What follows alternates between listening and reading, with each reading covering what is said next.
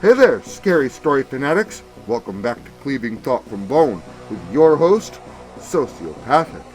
Tonight, we grab our surfboards and catch some waves, on the internet that is. So, sit back, relax, and get ready for a little story that I like to call What Lies Beneath the Surface Web.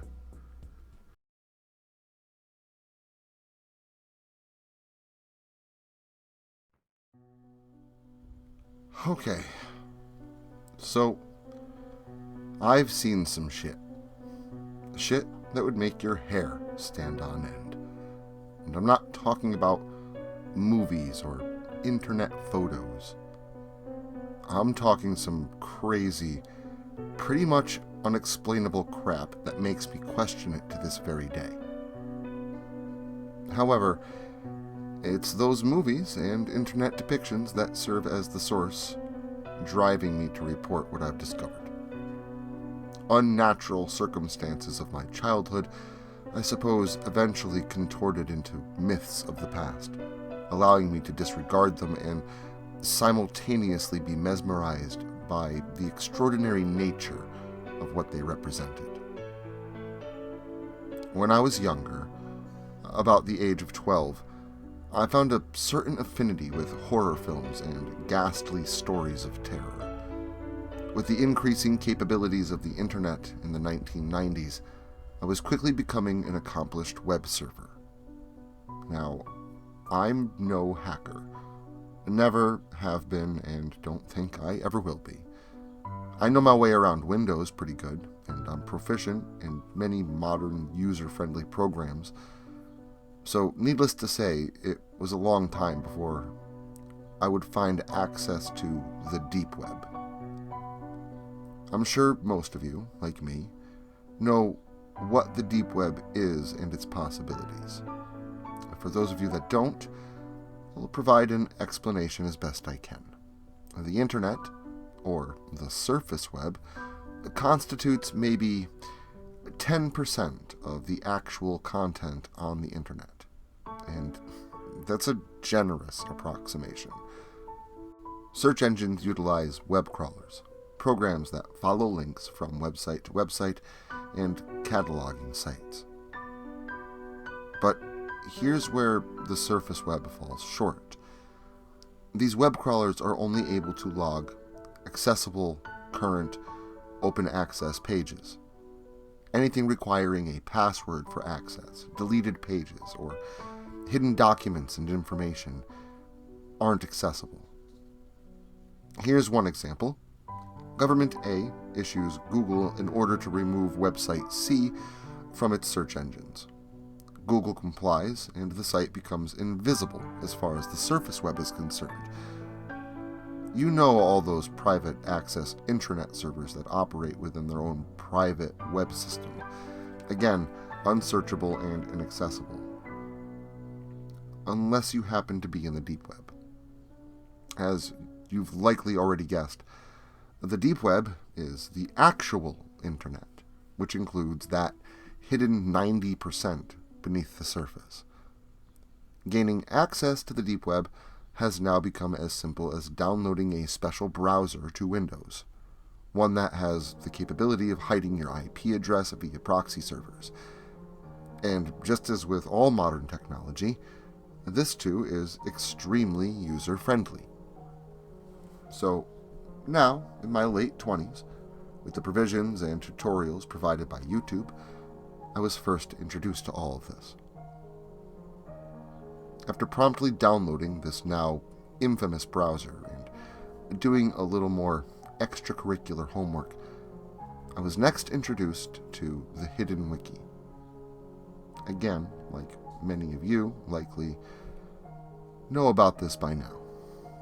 But for the rest, the Hidden Wiki is a quick reference point to some of the more extravagant and underscored areas of the deep web.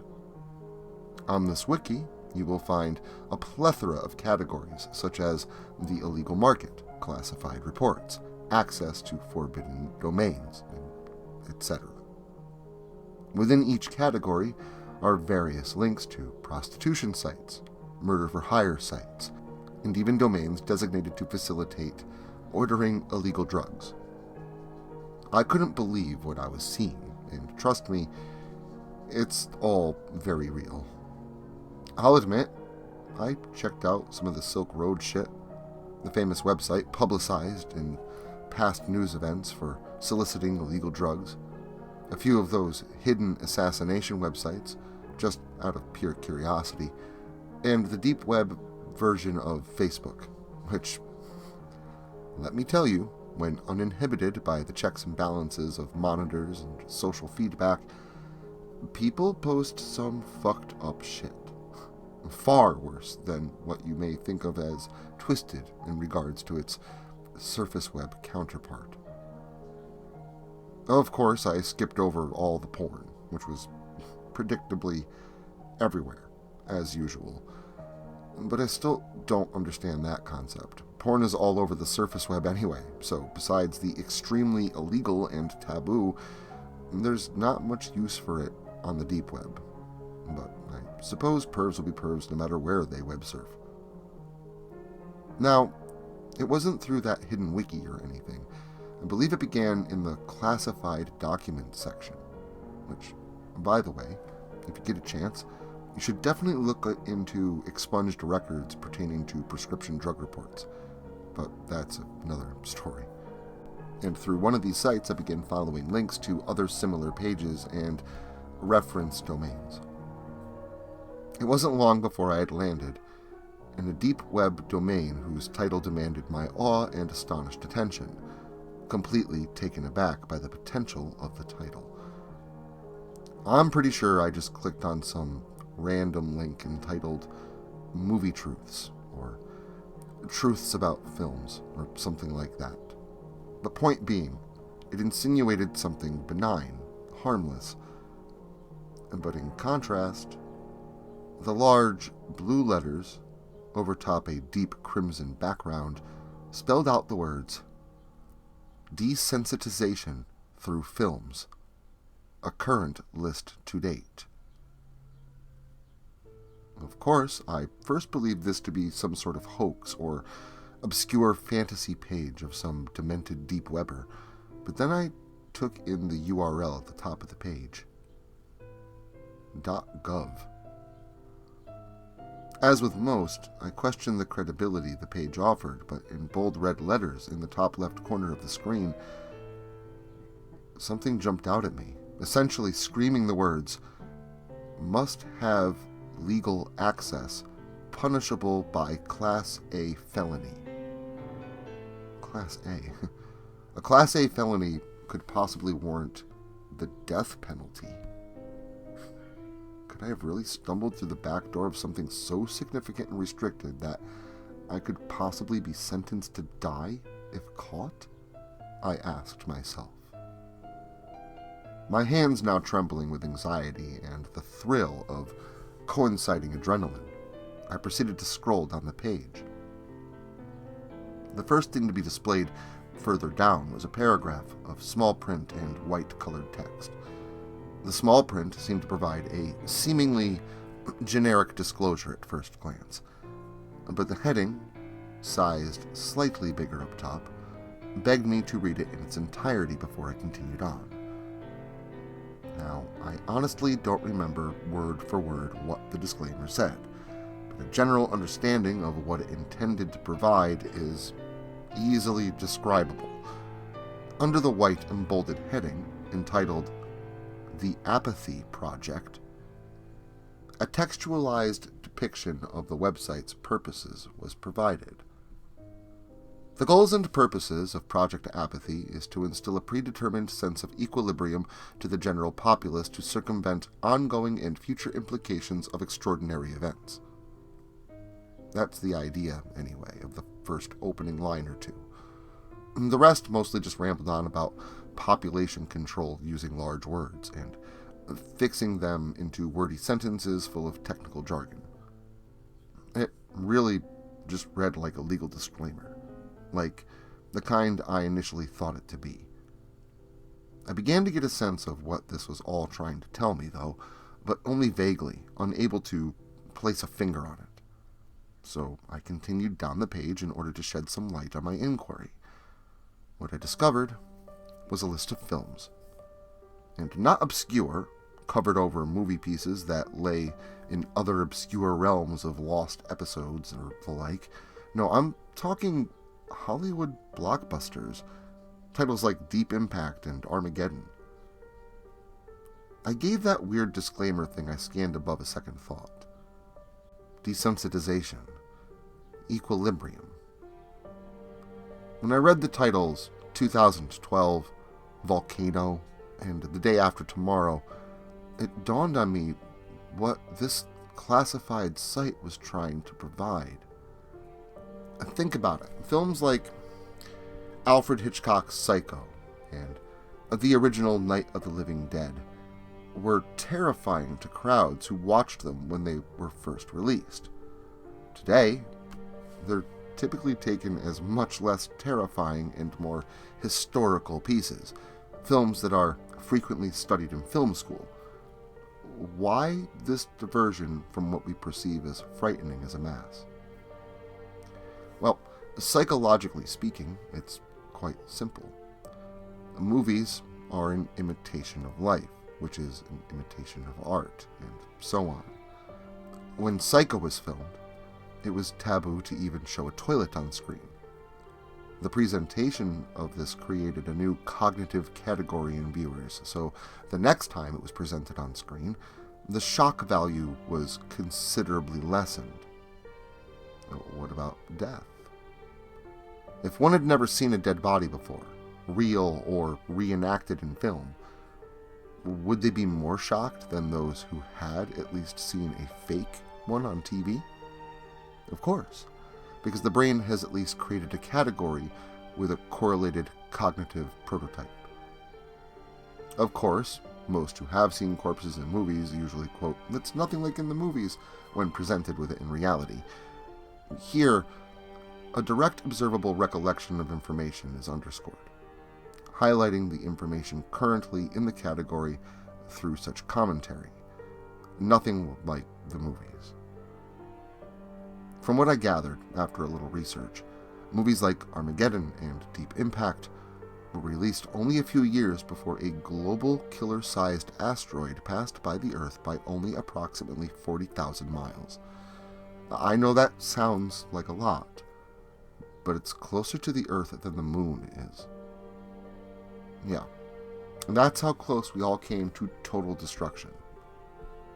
2012, The Day After Tomorrow, all corresponding with a cultural time period of people living in fear and preparing for the doomsday scenario of 2012.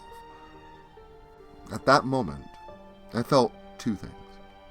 Amazed at the brilliance of such a scheme, keeping the population compliant and feeling safe, consuming and producing, feeding the global capitalist machine. But at the same time, I felt, well, kind of dirty, violated.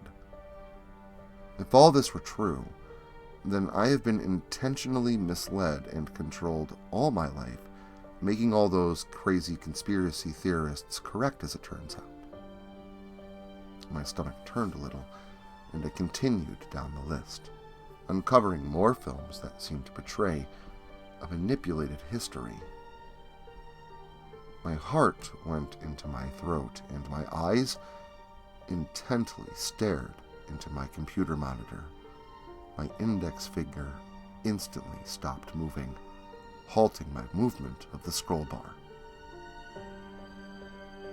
This was more an unattended action of trepidation, and less one of simple study.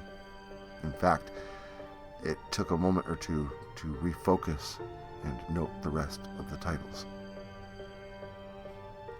To name a few: The Howling, A Nightmare on Elm Street, Paranormal Activity, Always Watching, The Exorcist, Cabin Fever, Night of the Living Dead, and so on.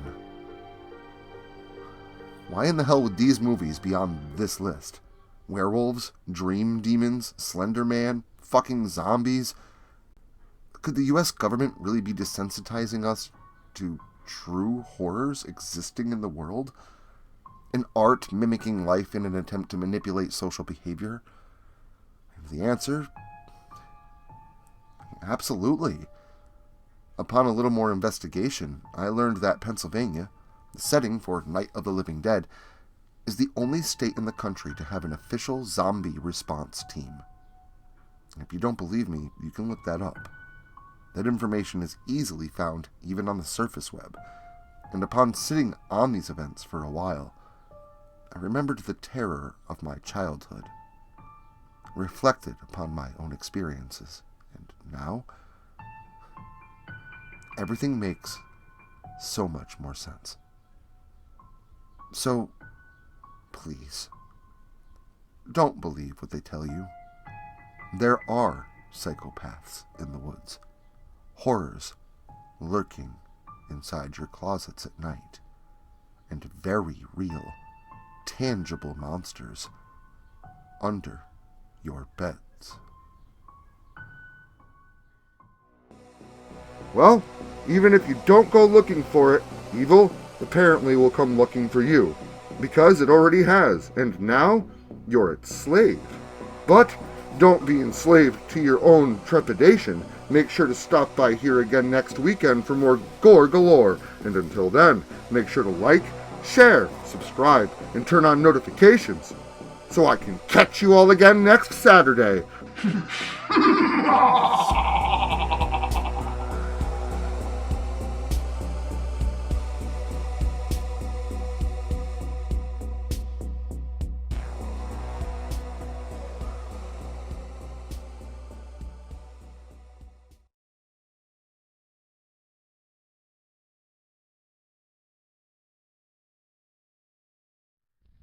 Social media can be very unpredictable, especially regarding horror content. If this content gets removed, all new content will be simultaneously presented on various websites provided in the description to this video. Make sure to follow me in other digital spaces so that you never miss out on the terror. Also, if you like this video, make sure to leave a comment and hit the like button. It helps the channel a lot. If you're new to the channel and you enjoy what's here, consider hitting that subscribe button and the notification bell so that you never miss an upload. Writing is a dream of mine, and it's all of you that make that dream come true.